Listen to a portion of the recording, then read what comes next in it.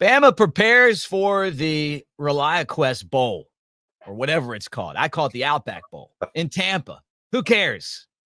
Meaningless. But the guys are going to play. And Jalen Milroe has not opted out. He's staying in. And that's been something that we've seen at Alabama over the years. And it's a continuation of the respect the players have for the program. Mike and I are going to talk about that. How about the greatest NFL coach of all time coming to college? Yeah, that's happening. We'll get into that too. That and more right here on the All-American Report, brought to you by mybookie.ag. Use that promo code NEXTROUND for a 300% bonus match on the casino games and 50 free spins. That's next round. All right, guys, let's get this show started. There's only one way to do it. This way.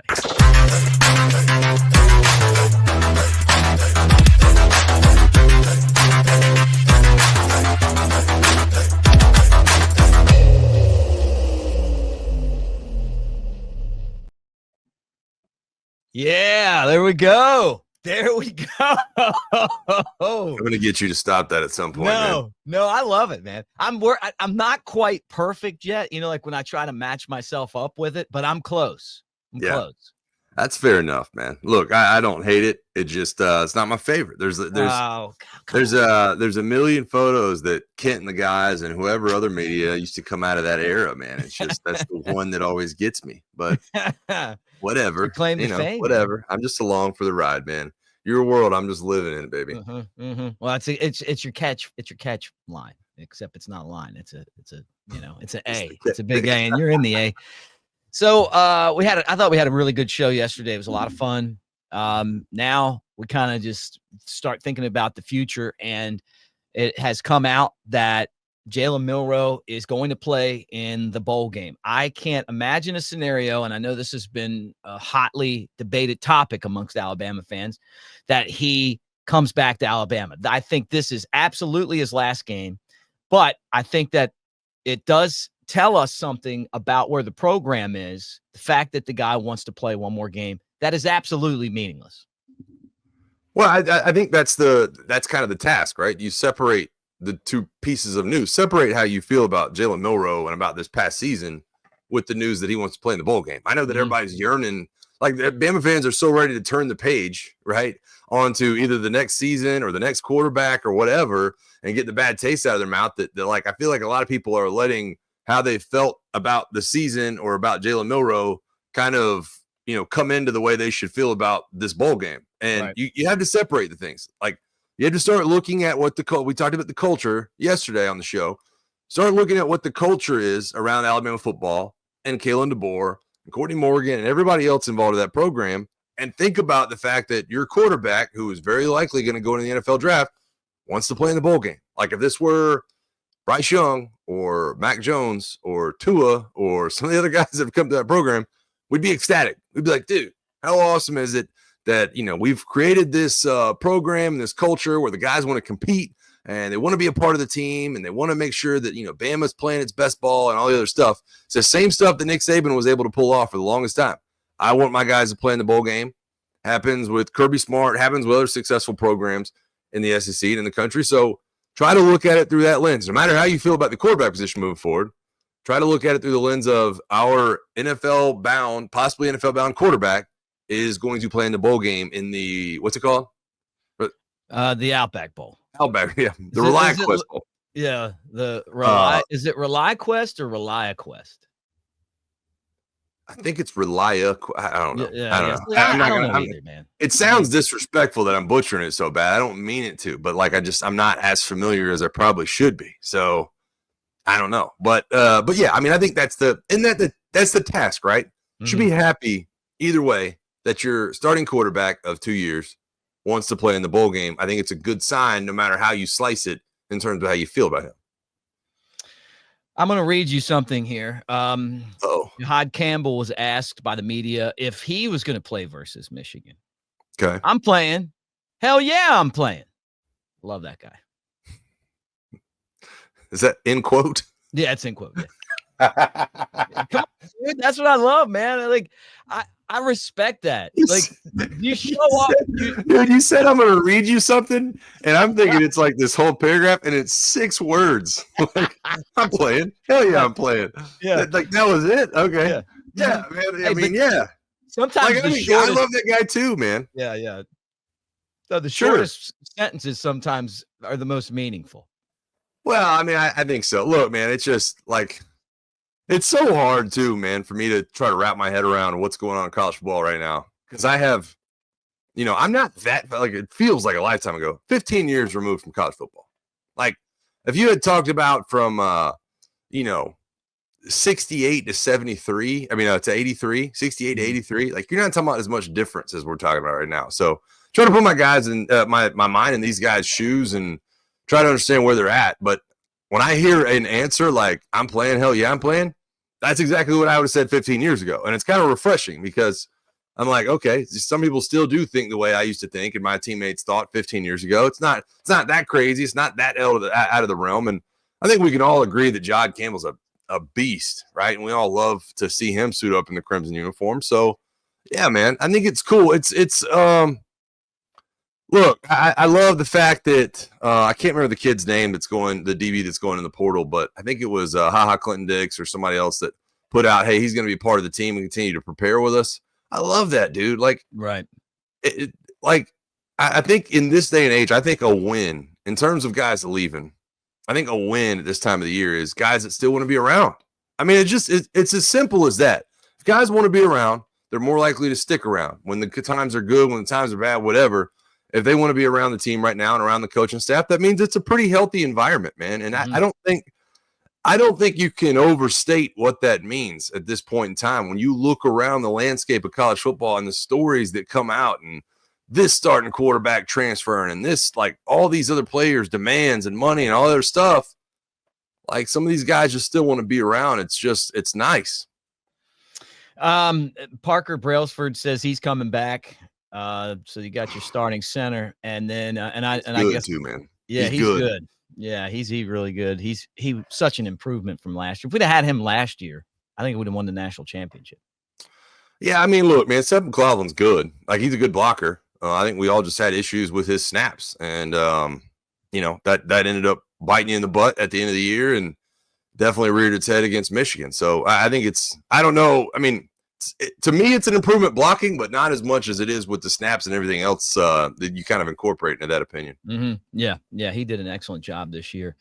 And then Milroe said he hasn't made a decision yet on the NFL. So we kind of got into that a second. I can't imagine a scenario where he comes back, and we kind of teased this at the start of the show. I think that if he decided to come back, that it would be a tough decision for Alabama, whether you send him off like Jalen Hurts, to go somewhere else for his last year, he stays. But I feel like looking at the NFL draft, and you cover the Falcons, you cover the NFL every day, that he would be in a position of power to go to the NFL right now, as far as just the draft class. Well, you know what it is, man. I think when you look at Jalen in terms of his, what he could be doing in the draft in the NFL, the thing he's got going for him this year is he's unique. I mean, there's not really anybody like him. Mm-hmm. I think the only other direction you could look would be like Jackson Dart, but I think he's he's a much better athlete than Jackson Dart. But look at all the quarterbacks at the top of the draft, man. Shadur Sanders.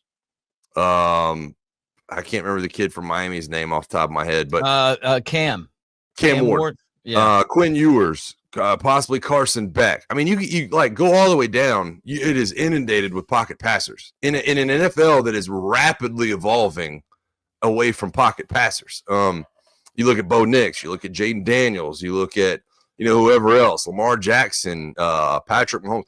Like, these guys are good athletes, man. So I just think I think a lot of those guys are probably better athletes than they get credit for, but he's just different. It's honestly, and I don't compare him to this guy, but it's a lot like Anthony Richardson a couple of years ago, where he was probably projected as a third rounder, and then he announces he's leaving, and then he goes through pro day, and he's only ever started like 12 games in his whole life, and he can't stay healthy, and then all of a sudden somebody falls in love with him. He flies up draft boards. On the day of the draft, when he's drafted like 4th overall, everybody is saying, dude, he's going to get somebody fired. And he did. and so, but I mean, it's a unique situation. And I think anytime, if you're a guy like Jalen Milroe and you're going to be unique, then it only takes one team to like fall in love with you. I look at like, the Las Vegas Raiders, who the Falcons play on Monday night. Like, they need a quarterback badly.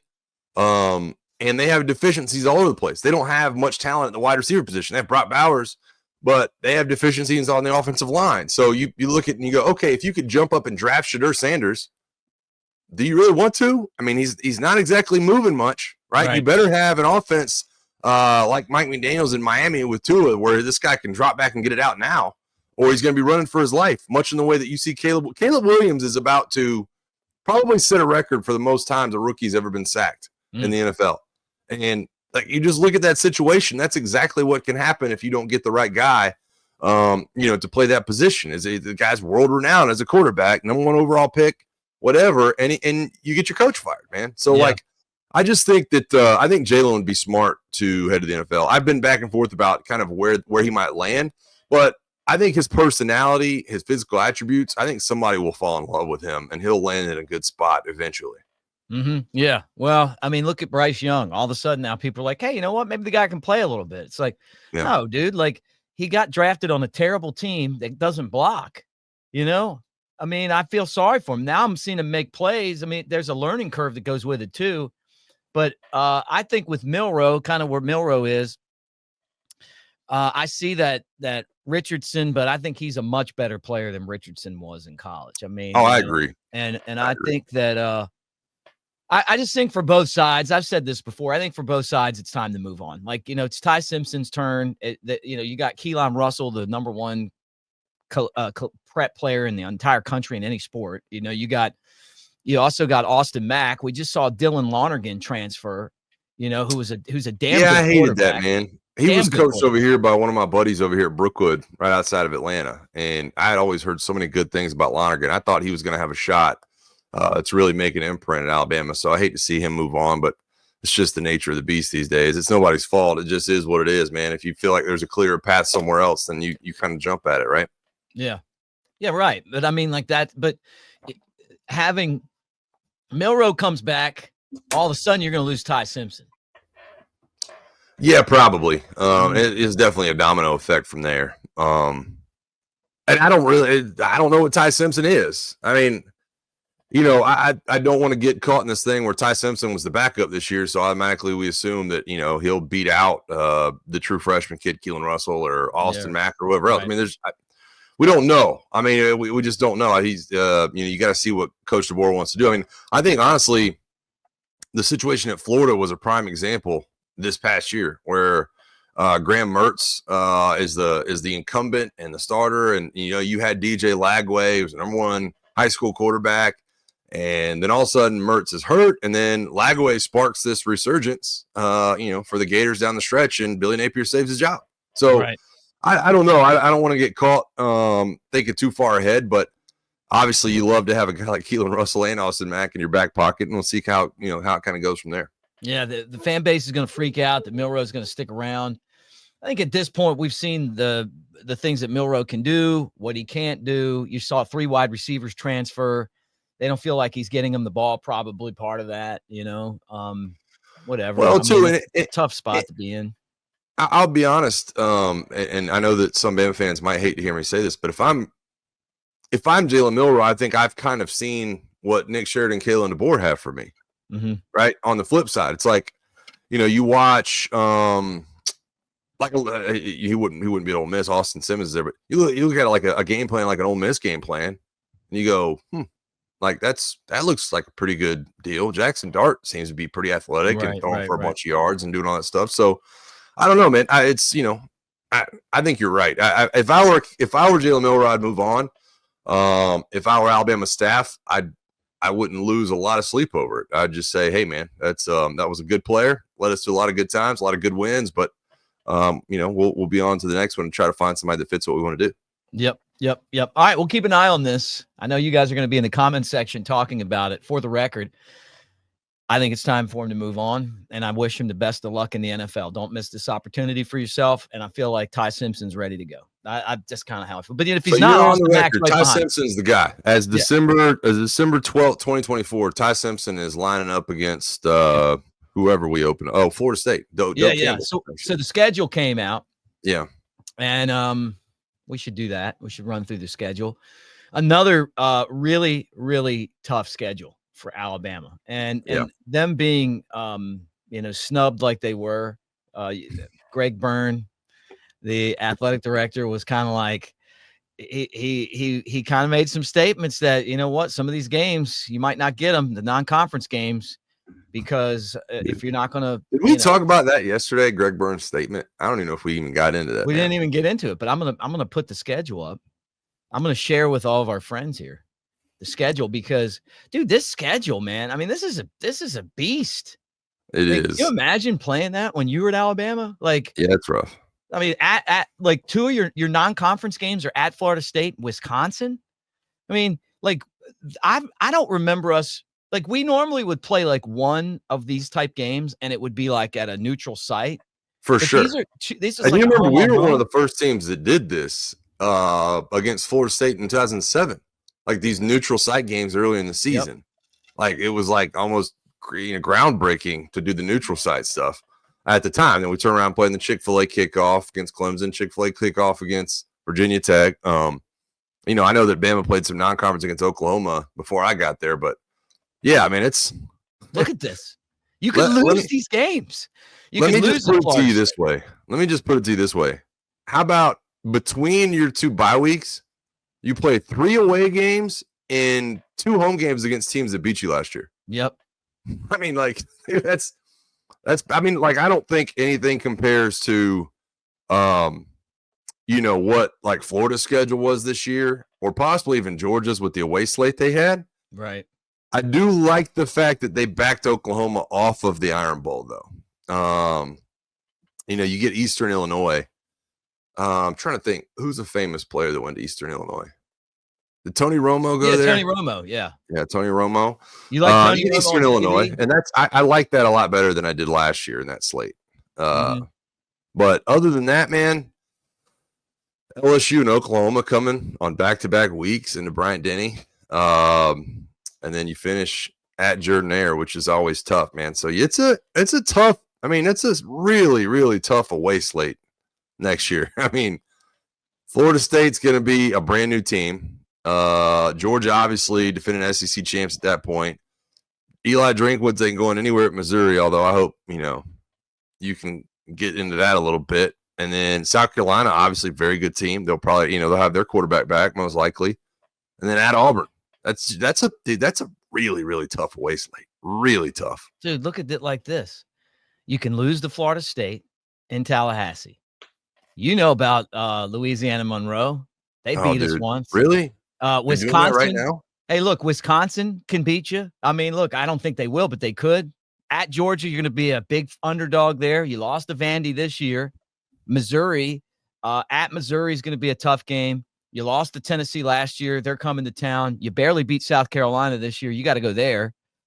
You've lost to LSU in the last, 3 years.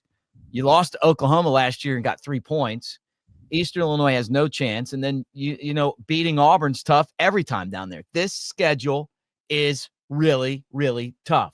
And if you get off to a bad start, and I don't want to scare everybody, and they're going to be mad at me for saying it, but this type of schedule makes you feel like you could look like Florida State this year if you get off on the wrong foot. Well, and here's what's going to happen is if we lose 3 games, you're going to be saying that Bama got screwed out of the playoffs, man. And that's, that's just what you do, Mick. That's what you like. I think that. It's no, I do, man. It's tough. I love the fact that you're playing the Power 5 teams or the Power 4, whatever it is. I am interested to see what Florida State is, right? Because I don't think it's a secret at this point that we were the head coach. God, man, I'm having brain farts today. We were in on him. Yeah, like before the Kalen DeBoer thing. Like that was the other guy. That was the other guy from everybody I've talked to. That was the other guy. And thank goodness that's not the route, because Florida State, since they got left out of the playoffs, been an absolute dumpster fire. So I don't know, man. It's just I think the game in Athens is going to be awesome. But then you go, like I said, dude, you're at Georgia, Missouri, Tennessee, South Carolina, all are in the top 20. So that's all 3 in a row right now, and that's tough, dude. So yeah, it's going to be one of the tougher schedules in the country. There's no doubt about it. You only feel good about Louisiana Monroe and Eastern Illinois, and that's tough to say. Yeah. So I don't know. We'll see. But I there's nothing, Mike, as much as you might not agree with me, you get nothing out of playing this tough schedule. Nothing. Absolutely nothing. It's like you might as well just go and play, you figure out a way to play everybody that stinks. I want Mississippi State on there. Give me some Kentucky. You do have Vandy, but they're not the same Vandy they've been. But I got a feeling that we're going to have a little something for them when they come to town.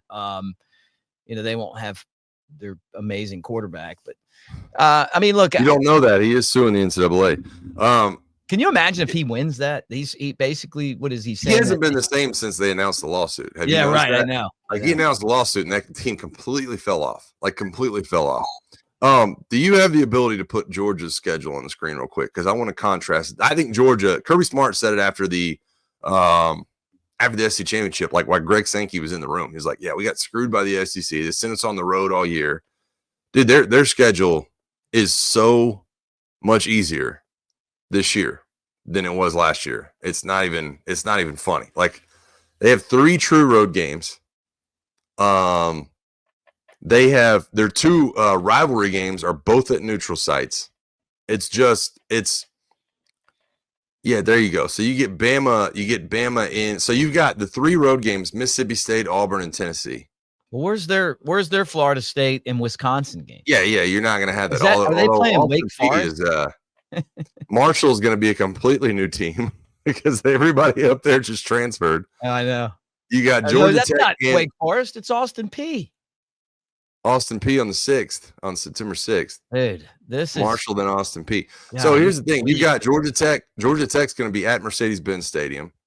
Florida's going to be in Jacksonville, as it always is. And you got those 3 true road games, dude. All the tough ones. Now, if you have tough opponents, now, don't get me wrong. Texas is coming in Athens. Ole Miss is coming in Athens. Bama's coming in Athens. But, if you're going to have that slate, dude, that's a very lovely, lovely slate to play for the squad over there. Yeah, look, the Georgia Tech game being your only real non-conference contest. I mean, the Charlotte, Austin P, Marshall games are dub, and you don't even really have to worry about it. Like, Bama has Florida State, Wisconsin. Like, what are you doing? What's funny? Speaking to your point, I was talking to a couple of Georgia guys at work today, and I talked to a non-Georgia fan, like a buddy of mine that's a Florida fan. I said, who's Georgia's toughest home game next year? And he said, probably Texas, And I was like, well, Texas, they got, they beat Texas twice this year. Neither one of them, they were in Athens. And the minute like 2 or 3 Georgia fans walk in the room, Mick, I'm like, hey, what's Georgia's toughest home game next year? Bama. And I'm like, why is that? Why is it Bama? Like, why is it not Texas or Ole Miss who scrub you? And they're like, dude, until you get over the Bama hump, every Georgia fan is going to focus on that one. Like, it doesn't matter. Like, it doesn't until you get over that hump with the Alabama team. Like, nobody else is going to pay attention to Texas or Auburn or any of the other games on that schedule until you beat Alabama. And I was like, dude, that's gonna be quite the showdown. I was there last time, Mick. Last time that they went to Athens, that was a good day. The old rain game. Yeah, look, I've talked about this many times. Your friend gave me a ticket and then tried to take it back from me. I did the post-game show from your RV, broke in my brand new boots because it rained so much, but they are perfect, dude. Like, those boots were so stiff going into that game. Coming out, it was like I was walking through a fountain. Do you remember how like the rain was? Because I had to leave early to go to your RV. Biblical. Dude, it rained so hard. Rain. It was Derrick Henry that was just like trucking those dudes. Oh, yeah, so great. That was when Georgia was on the field talking smack before the game. Oh, that's what Coker brings that up a lot. He said he walked by and he heard those guys talking smack, and he was like, "Oh God, they don't know what they're." I don't know what it is with that place, man. I don't know what it is with that place. I like that one. The blackout was one of the best nights of my life. Yeah, that was a good one. Oh, was there God. for I mean, that. I had so much fun there. I mean, like, forget about what you guys did on the field and your win and all that stuff. I just did Athens. You understand Yeah. what I mean? Like I It's a did good it. town. It's a good town. I don't I mean, all night, baby. And everybody was cool. Like, once the game was over and the bars closed, oh, there was plenty of places that were inviting us in to come hang out. We just got into they're good people in Athens. I like Yeah. I like them. All right, There so you go. Bama's schedule, man. I mean, it's exciting for the tailgate show, for, getting to do the tailgate show to cover Alabama for those games and doing this and everything. But as far as, like, they better buckle up, man, because there's a lot of losable games on that schedule. A lot of losable games. I agree. The good news is I think there's a lot of winnable games too. Yeah. Look, you can make a statement by beating Florida State to start, and Wisconsin's coming to your place, and they're not a great team just yet. That like we talked about this year when we played them, it still holds true. They're going through an identity crisis. They don't know what they want to be. So yeah, man. I mean, like I agree with you. I think there's a lot of losable games. We're gonna find out a lot about Kalen DeBoer's tenure at Alabama next season. Like you're gonna have a good idea of how this is gonna roll moving forward. If this can be a championship caliber program under Kalen DeBoer, or if this is a team that would be headed in the wrong direction. Like you'll know it like 7 or 8 games into the schedule next year. So yeah, I love it. Put them up to bat, man. Let's see what we got. I'm here for it. I know that, the ultimate goal to get in the college ball playoff, but I think the opportunity is there if you're a good enough team to make that run. I hope you're right. Well, look, I'm going to pull another picture up, and I want to tell you about this man because he is the new coach at North Carolina. This guy, Bill Belichick. Look, there he is, coming to work. See the Carolina blue behind him? Oh, man. Can you believe this? I mean, this guy's like the greatest NFL coach of all time, man. I mean, when you talk about like success, he's won more Super Bowls than anyone else. He's been to more Super Bowls than anyone else. He got let go. The Falcons, I don't know why they didn't hire him. We were all hoping. You didn't want him? Well, we wanted him. Man. No, it's dude. Let me tell you something. Here's my feelings on Bill Belichick. Oh, I'll get into the UNC thing in just a minute, but let me cross the Falcons thing for a minute. A lot of Alabama fans paid attention to Mac Jones up there, right? Bill Belichick has a rookie quarterback or second year, whatever it was at the time. So what does he do? He goes and hires Matt Patricia, who was his defensive coordinator at one time, who had just been fired. He's like, oh, let me hire this guy to be the offense coordinator. Probably not your best move. Well, if you're going to do that, you better hire a really good quarterback coach, right? Put some good people around him. So what does he do? He goes and hires a guy who was at Alabama as the assistant special teams coach, Joe Judge. And he's like, hey, Joe Judge, why don't you be Mac Jones' quarterback coach? Like, how did we not know? If you're the greatest coach of all time in the NFL, how did you not know this was going to end in absolute disaster? Like, you just knew that Bill Belichick had broken Mac Jones at that point. So, you had a defensive coordinator and a special teams coordinator that are now your offense coordinator and your quarterback coach, dude. It's just not good. So, I think that Bill was great for a period of time. I think that period of time has passed. I really do. Like, guys like Dan Campbell and D'Amico Ryans are the future of coaching. Personable, relatable, what do you know about D'Amico? Coach, lovable guys. What do you know about D'Amico? Yeah, what do you mean? What do I know about D'Amico? D'Amico's a teammate of mine, dude. I mean, like the guy was almost a coach in 2005, man. He was like Joe Kine's assistant. So when you go to the UNC thing, I think it was John Talty who wrote this piece on CBS Sports. He said it best for me. He's like, well, first of all, he wrote a piece and it was taking quotes from anonymous people around the NFL and in college football and some agents mixed in. And one of them said, they say players, your value is what somebody's willing to pay you. Right. For coaches, it is you're only as good as what your options are. And his options were UNC.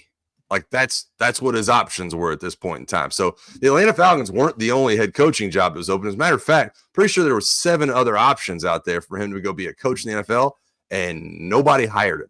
So I think a lot of people kind of feel that way through the interview process and everything else going on, that like he's one of those guys that I don't think interviews well. I don't think he's very personable. And when you get into these locker room situations with these 19-year-old kids that are, probably have Lane Kiffin and Steve Sarkisian and everybody else coming and knocking on the door to these kids' agent and saying, hey, we'd like that kid to come here, that kid's probably going to leave UNC and Bill Belichick. He just is. He's just that quarterback that you're going to say, oh, Bill Belichick's, I'm going to develop this kid. And he's going to be a good linebacker. And it'll be a pathway to the NFL. Well, you know what, man? That pathway to the NFL you're creating, some of those guys are going to leave your program, go to other places, and probably make more than they would their rookie year in the NFL. So I get it, man. He's building the NFL model. I don't think this is I don't think it's good at all. Like, I wouldn't have made this move. I respect the man and coach that Bill Belichick is and what he did in the NFL for a long time. But, dude, just seems bad place, bad time. Already just got rid of an old legendary coach in Mac Brown. I believe Jeff Collins is still there. I've heard Jeff Collins might be sticking around. But it's a college athletics is a relationship business now, Mick. It just is. You have to have good relationships. You have to know people, not only with the players. How about the high school head coaches in North Carolina? How about, the agents and everything else? Bill Belichick ain't playing that game, dude. Like, he's just not. He's not playing that game with those guys. Mm-hmm. It's going to be interesting. All right, the final thing I want to talk about on today's show, and I want to remind you guys this, too, as we hang out, that the show is proudly presented by mybookie.ag. And as you roll through the holidays and you are looking for something to do, check out our latest deal, 300% deposit bonus for the casino and 50 free spins using the promo code next round, mybookie.ag. Take advantage of it. I know many of you are going to be going places for the holidays. You're going to be sitting back. What am I going to do? I can't stand to see, the Falkers Christmas one more time. Maybe you're not a fan of Christmas Vacation or the Christmas Story. Maybe you love them and you're just sitting there and you just like to do stuff while you're watching those movies. The kids that opened up all the presents, you didn't get anything. Yes, you did. Yes, you did. You got a 300% deposit bonus for using the mybookie.ag app, right? Or mybookie.ag on your computer, but 300% deposit bonus for the casino and 50 free spins when you use that promo code next round. So that's our gift to you on this holiday season. All right, the final thing I want to talk about, Mike. Many people are going to find this surprising, but I actually spent one semester of college at Marshall University. Yes, I did. You're kidding me. Curveball. You didn't see this coming. Whoa, I did not know this. Yes. I've known you 10 years and I didn't know this. One semester. Huntington, West Virginia. I learned the thunderclap while I was there. But what happened is that Bama sent one of their assistants, Charles Huff, there to be the coach. And he did a great job. The guy beat Notre Dame one time. And then this year they won the Sun Belt Conference, had 10 wins. And Marshall, no money, no NIL.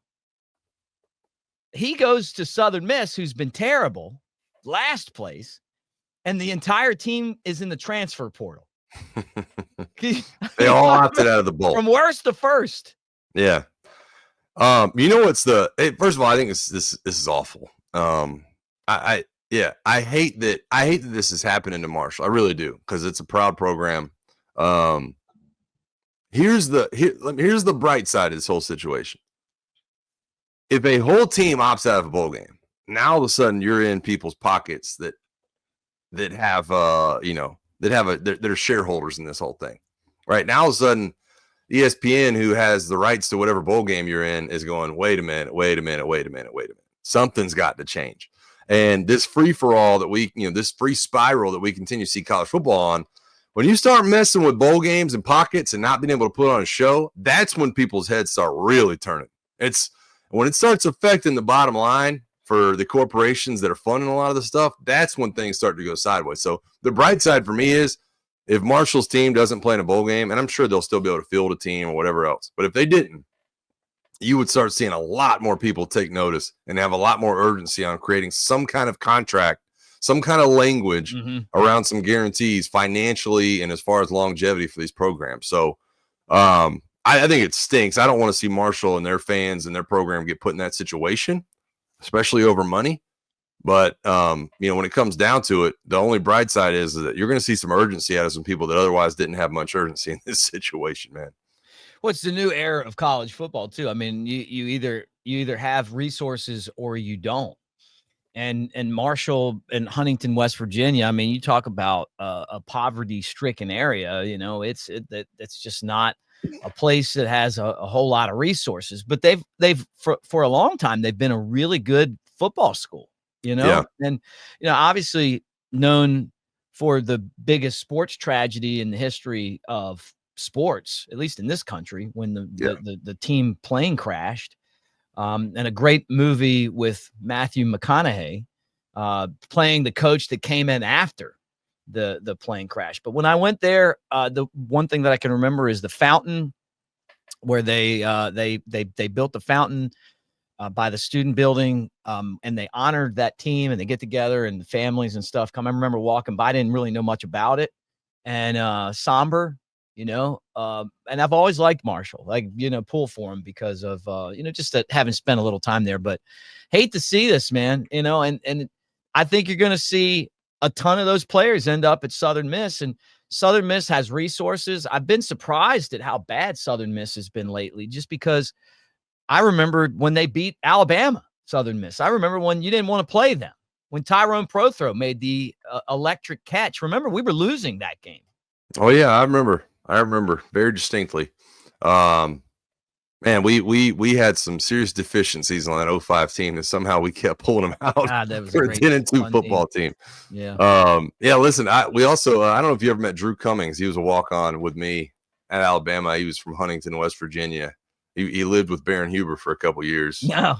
I got a bunch of interesting stories about that guy. I know we're up against time, but you'll have to remind me on our next pod, man. I'll tell you a story about us rescuing a guy from a bad car accident with Drew Cummings, and the guy thought Preston Dial was John Parker Wilson. Guy called into the Feinbaum show and was like, John Parker Wilson rescued me from a car accident. We're like, no, John Parker wasn't there that day, but I'll have to tell that story. That's the second time that John Parker's come up on this show. John Parker walked down to the locker room and he was like, hey, did I just got done with my media stuff. Did some of y'all rescue a guy from a car accident? We were like, yeah, that was us. And he was like, I don't know, man. Some guy thought it was me. And evidently the whole media was like, John Parker. Tell us about the car accident. And he's like, what? Hero. Yeah. I tell you what, that's a good teaser for the next pod, man. I'll tell you that story about Drew Cummings and Preston Dial on that one. That's a crazy day. This has been fun. Well, look, dude, great job as always. We'll get together again next week.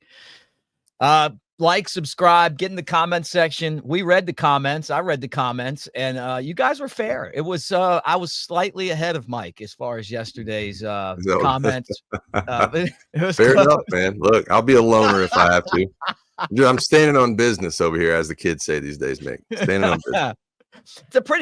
Look, I think it's a pretty split fan base on whether Bama deserved to go or not. Yeah.